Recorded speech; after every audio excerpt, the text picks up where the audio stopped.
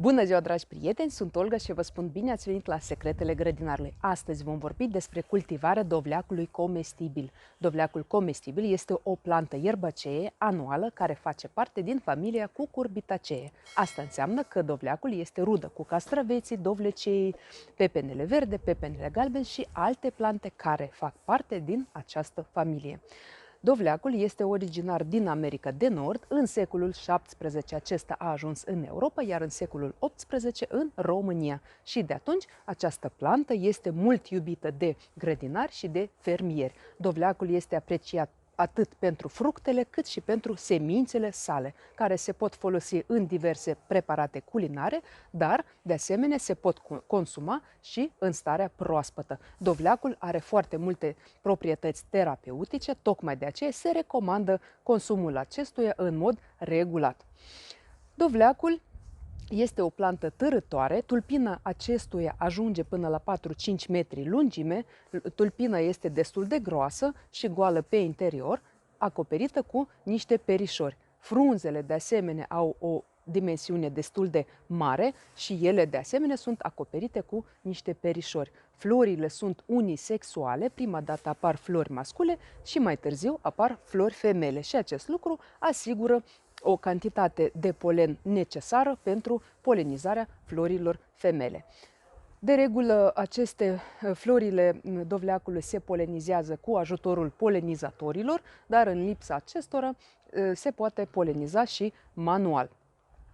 Dacă dorim să avem recolte bogate de dovleac, trebuie să știm care sunt cerințele acestuia față de anumiți factori, și anume față de sol, față de temperatură, umiditate și lumină. Dacă vorbim de lumină, trebuie să știm că dovleacul este iubitor de lumină și tocmai de aceea acesta se plantează sau se seamănă în locuri însorite. Dacă vorbim de temperatură, această plantă este termofilă și temperatura optimă pentru dezvoltarea, înflorire și fructificarea acestuia este de 25-28 de grade. Atunci când temperaturile sunt prea ridicate, și anume când ele ajung de la 30 de grade în sus, atunci planta suferă și se poate ofili. Iar când temperaturile scad, planta de asemenea nu se simte confortabil și poate stagna, dar atunci când temperatura ajunge la 0 grade, ea poate îngheța și muri. Dacă vorbim de sol, această plantă este foarte pretențioasă față de sol, pentru că ea preferă soluri foarte bogate în organică, bogate în micro și macroelemente, solul trebuie să fie drenat și acest lucru este legat de faptul că planta este în timpul creșterii, consumă foarte multe micro și macroelemente de care are nevoie și tocmai de aceea solul trebuie să fie pregătit dinainte pentru plantarea acestei culturi. Dacă vorbim de apă, această plantă este de asemenea pretențioasă față de apă, pentru că, la fel ca și rudele ei, are nevoie de cantități mari de apă. Acest lucru este legat de dimensiunea plantei și de asemenea și de dimensiunea fructelor. Și acest lucru necesită o cantitate mare de apă, dar datorită faptului că rădăcinile sale sunt foarte mari, în adâncime acestea ajung până la 2-3 metri, iar pe lateral până la 50 de centimetri. Și acest lucru ajută planta să se adapteze la acele locuri și acele perioade cu secetă. Și tocmai de aceea ea se simte bine și în câmp, dar totuși pentru recolte mai bogate se recomandă efectuarea a 2-3 udări pe sezon. Dacă cultivați această plantă la dumneavoastră în grădină și aveți posibilitatea, cu siguranță trebuie să o udați, mai ales în perioada ei de înflorire și de fructificare. Totuși, trebuie să știți un lucru, că excesul de apă în perioada coacerii fructelor poate dăuna fructelor, pentru că le va scădea calitatea. Ați văzut că acest lucru seamănă și cu cultivarea pepenilor verzi și pepenilor verzi și galbeni, pentru că și aceste culturi de asemenea nu se recomandă a fi udate atunci când fructele lor se coc, pentru că acest lucru va duce la deprecierea fructelor. Iată, dragi prieteni, ați văzut că această minunată plantă are foarte multe pretenții față de sol, apă, lumină și temperatură, dar totuși, dacă cunoaștem toate aceste lucruri, este foarte ușor să o cultivăm și să obținem recolte bogate. Dovleacul se poate semăna direct în câmp deschis sau se poate planta prin răsad. De regulă, semănarea acestuia se efectuează în acea perioadă în care trece pericolul de îngheț și temperatura solului este de la plus 12 grade în sus. Semințele se seamănă la o adâncime de 3-4 cm. De regulă, ele se seamănă în cuiburi a câte 2-3 plante, iar mai târziu, când deja apar câte 2-3 frunze adevărate, plantele se pot rări și rămâne câte o plantă, 2 per cuib.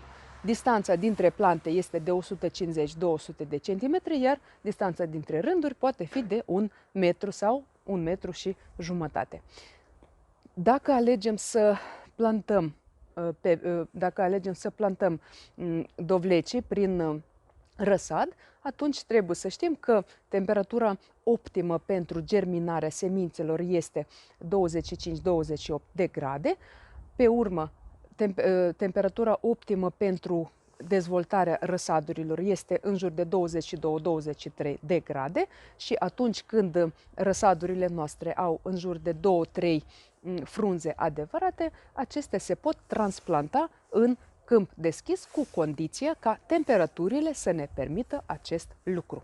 Iată, dragi prieteni, ați văzut că această plantă, care este atât de pretențioasă, este totuși foarte ușor de cultivat dacă știm să-i oferim absolut tot ce are ea nevoie. Și ea, în cazul acesta, ne va mulțumi cu recolte bogate. Nu uitați că dacă aveți dovlecii plantați pe suprafețe mici, v-aș recomanda să mulciți plantele imediat după transplantarea lor în grădină sau dacă le-ați semănat prin semințe, atunci le mulciți când vedeți că au apărut primele 2-3 frunze adevărate, pentru că mulciul în cazul acesta va proteja planta împotriva buruienilor și va menține umiditatea în sol. Planta fiind mică, rădăcina acesteia fiind de asemenea foarte puțin dezvoltată, ei o să fie mai greu să-și caute singură apă și tocmai de aceea, dacă o vom mulci, o vom ajuta din acest punct de vedere și de asemenea o vom proteja împotriva buruienilor, pentru că atunci când dovleacul este mic, frunzele acestuia de asemenea sunt mici, vor apărea buruieni și în cazul acesta, dacă vom săpa, adică dacă vom încerca să scăpăm de buruieni cu ajutorul unei sape, putem să-i rănim rădăcinile care sunt superficiale. Tocmai de aceea, mulciul în cazul acesta ne va ajuta. De asemenea, așa cum am mai spus, dacă dumneavoastră locuiți în zone foarte calde, unde vară temperaturile se ridică peste plus 35 de grade și soarele este foarte puternic, dacă aveți dovlecii la dumneavoastră în grădină, folosiți plasă de umbrire sau puteți să plantați un rând de porumb care va proteja dovlecii dumneavoastră împotriva soarelui foarte puternic și împotriva temperaturilor de asemenea pe care nu le suportă atunci când acestea sunt prea ridicate. Dragi prieteni, acesta a fost materialul de azi. Sper că am răspuns la toate întrebările dumneavoastră. Sper că acest material vă este de folos. Lăsați un like la acest video dacă îl găsiți interesant și util și că alți grădinari să îl vadă. Abonați-vă la canalul meu dacă nu ați reușit să o faceți până acum. Vă aștept în comentarii, vă aștept cu sugestii și vă doresc sănătate, spor în toate și recolte cât mai bogate. La revedere!